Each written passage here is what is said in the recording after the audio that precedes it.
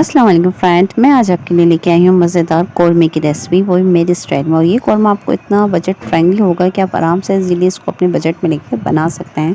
और इसमें शोरबा भी होगा और ये मज़ेदार भी होगा। आप इससे तंदूर की रोटी, घर की रोटी, आराम से जो भी रोटी खाना चाहें आराम से खा सकते हैं। और इसमें प्याज की जो मीठे पने की आती है वो भी नहीं आएगी। सबसे पहले हम लेंगे एक कढ़ाई और उसमें ऑयल डालेंगे और उसमें हम जिस हिसाब से भी चिकन ले रहे हैं उस हिसाब से हम जो है इसमें मेजरमेंट हम प्याज की करेंगे। जैसे कि मैंने बताया कि शोरबे वाला भी होगा और ये मज़ेदार भी होगा।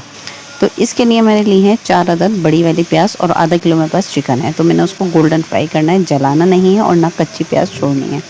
और कढ़ाई में हमने ऑयल डाल के उसमें अदरक लहसुन का पेस्ट डाल के और हमने चिकन डाल के छोड़ दिया। और ये हमारा होममेड कौरमे का मसाला है। अगर आपको इसकी रेसिपी चाहिए हो तो फिर मैं आपको इसकी रेसिपी दे सकती हूँ, पर नेक्स्ट वीडियो में। अगर आपको चाहिए तो आप कमेंट करके बताएं।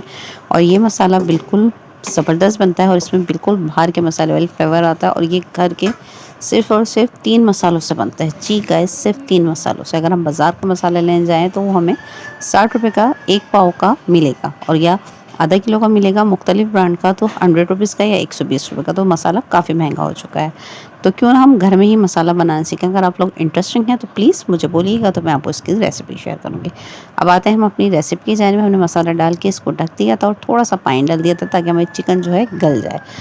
और फ्रेंड, एक क्लिप मुझसे मिस हो चुका है, वो है हमने प्याज फ्राई करी थी और 1 पाव हमने इसके अंदर दही डाली थी। तो फिर हमने इसके अंदर इसको शामिल कर दिया, उसको हल्की आंच पर छोड़ दिया और चिकन तो बहुत जल्दी गल जाती है।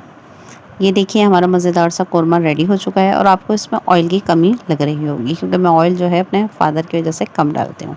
पर आप अपने जो प्याज ब्राउन करें तो उस वक्त इसमें ऑयल ज़्यादा डाल लें ताकि हम जब सर्व करें तो हम उसमें ऐड कर दें।